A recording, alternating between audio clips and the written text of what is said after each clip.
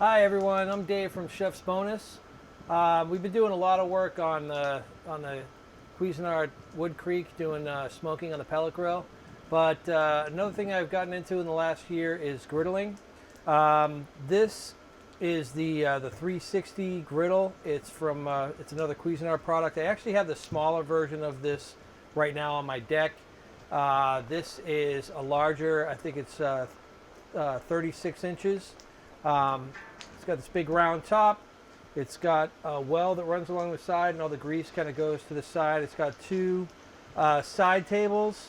The older version has one side table. It's a smaller grill. I love it. I love cooking for my family on the grill. This is actually something I've been looking into because it's bigger. So when I have people over, or I have a bigger party with the family, it's better to have this, because with the old one, I could fit a good amount of stuff on there, but a lot of times I would have to do one thing and then cook it off and take it off and then do another thing. So I feel like this is going to have the space that I want, to cook more. So, one lucky family member out, my favorite family member, you're going to get that old one that I had. You know who you are. Or maybe you don't, but you will when you get it. And, so what I'm going to do today, I just want to talk real quick about the features of it. It does have this case. It's all encased, the propane tank underneath. It has a tray here, all the grease, removable tray you can rinse out for all the grease. Has two side tables I mentioned. It has everything kind of runs off the sides, and it's pitched that it flows down into that removable tray. It has 3 burners as opposed to 2 on the old one. And then it has this top. It actually has this hook here. I'm going to put it on the side right now. But this does hook on the side, so that gets out of the way. It's like having a huge cast iron pan to work off of. So what I'm going to do first is peel this off and season this top. The first thing I'm going to do is get some soapy water and kind of rinse it down, wipe it off. This paper towel holder over here, which is really convenient. Love that. Sorry for all that noise there. Get that out of the way. And then, first thing I'm going to do is just want to have some warm soapy water. I'm just going to get a sponge. Any oil that's on here from shipping, I want to make sure you clean that off. It's actually pretty clean. I think that little full color piece that was on top kind of kept most of the oil off, but I can see a little bit of the oil coming up, some discoloration. So I have this paper towel holder over here. And rinse it off.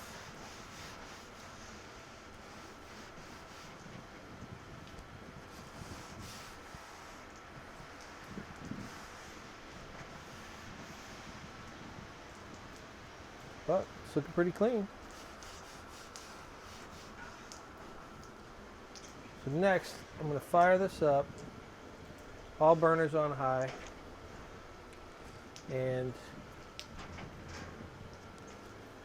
get some oil and season it.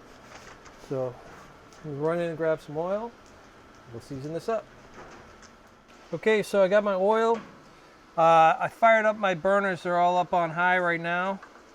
It's going to let it sit for a couple minutes and just get really, really hot. Then I'm going to add the oil to it, get a coating on there, and let it burn off. So you want to get all the way up, burn off, and we're going to do it 3 times just to make sure that we get the proper seasoning.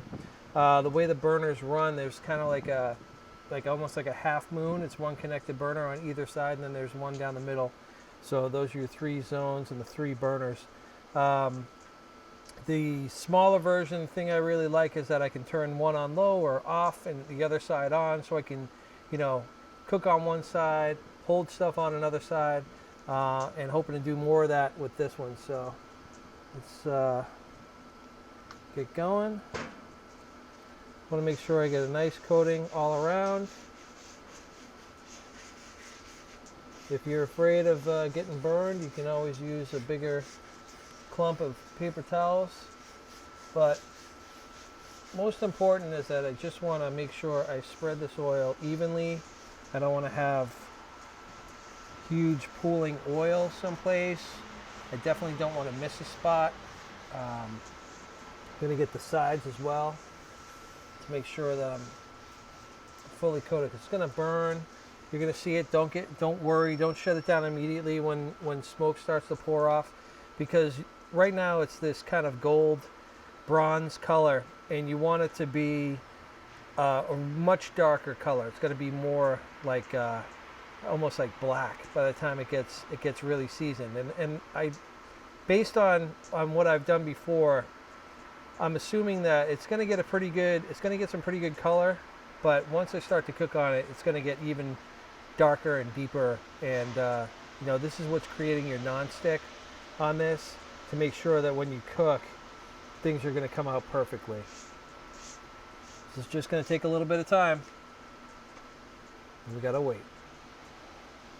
But I can actually already see some of the smoke starting to rise, and some of the coloration is changing already on some of the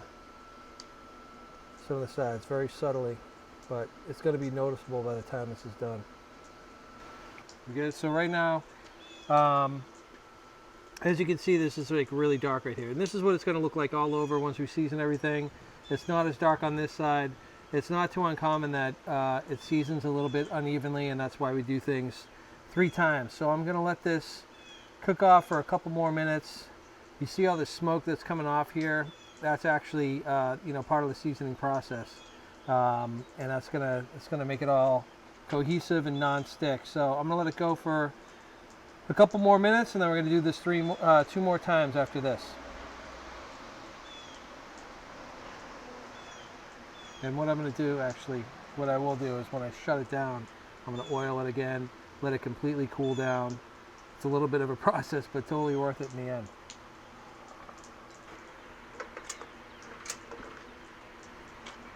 Okay, shut that down.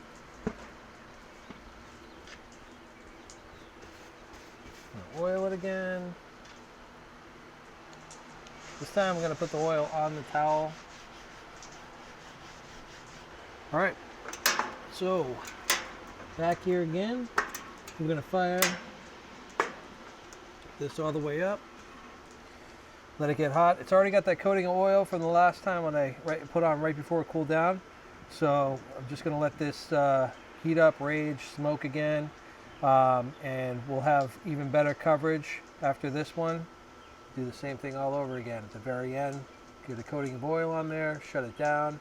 You always want to, when you're cooking with a griddle, is continue to season it, just like a wok or a cast iron.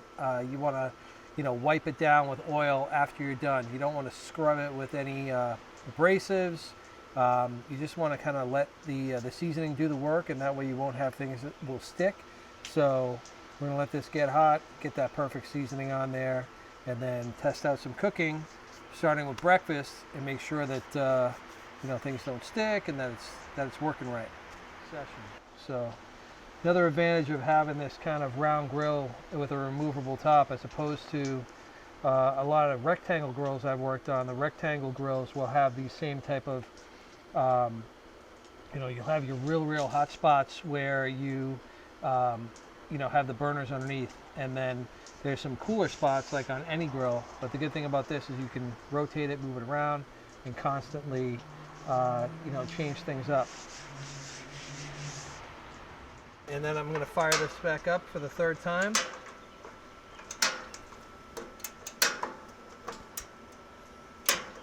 And then this time I am going to put a little bit more oil on for the final seasoning, since I did move it a little bit.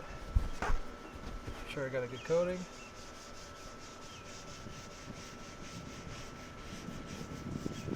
Love the paper towel holder. It's got to be the best. All right, so I did that little flip move on this, and it's looking perfectly seasoned all over.